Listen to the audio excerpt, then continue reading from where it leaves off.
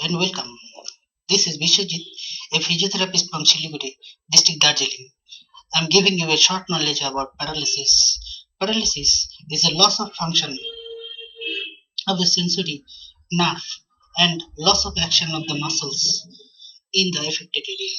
It is usually caused by the damage of the central nervous system, especially in brain and the spinal cord due to cerebrovascular accident, trauma in brain or spinal cord, lower motor nerve damage, polio, poliomyelitis, multiple sclerosis, etc. Paralysis can occur partially or fully damage of the nervous system.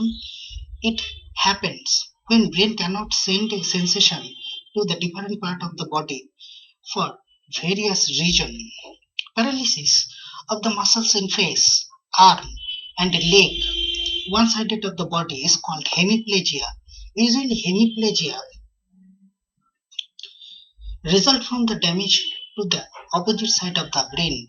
Paralysis both lower limbs is called paraplegia, and paralysis both arms, both legs is called quadriplegia. Paralysis may be temporary or permanent damage of the nervous system.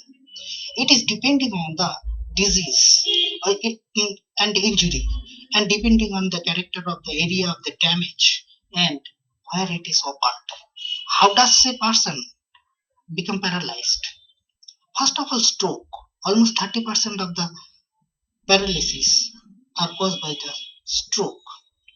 Secondly, spinal cord injury. It is the second largest cause of paralysis after stroke.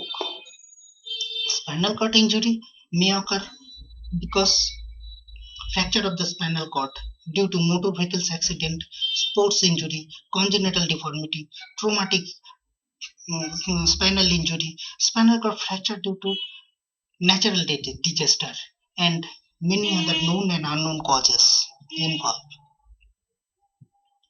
Muscle weakness may occur. Multiple sclerosis. Multiple sclerosis is a chronic disorder of the central nervous system.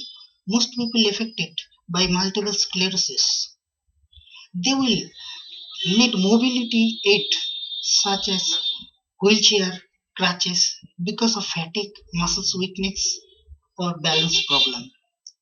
Cerebral palsy. Cerebral palsy is a kind of paralysis. It is a congenital disorder that occurs as a result of the abnormal development or damage to the part of the brain.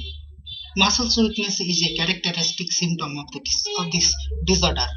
Paralysis caused by the poliomyelitis. It is a genetic disorder because tumor grow around the spinal cord region. Due to this causes, paralysis may occur. Paralysis may happen due to traumatic brain injury, which occurs while the head suddenly and violently hit on an object. For example, a motorbike accident or victim of an assault causing injury to the brain and resulting in partial or permanent damage to the nervous system. You may ask, are there chances of the recovery from paralysis? The answer is yes. Researchers are confident that the partial or complete recovery is possible with some type of paralysis. How does paralysis patient recover by the physiotherapy management? First step in diagnosis of paralysis is physical examination by doctor such as X-ray, CT scan, MRI, electrocardiography, and other valuable tests is very much needed. Electrotherapy has developed various electrical devices.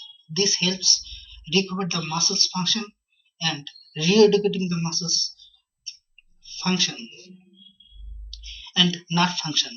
Various kind of exercise in physiotherapy such as active exercise, passive exercise, resistive coordinative exercise, isokinetic exercise, isometric exercise, and all this exercise in use for recovery in lower and upper motor neuron lesion. Studies found that successfully recover the partial or complete paralysis are not difficult by the physio management. We can help the patient at your homely atmosphere for domestic rehabilitation. You may contact with us 943 4427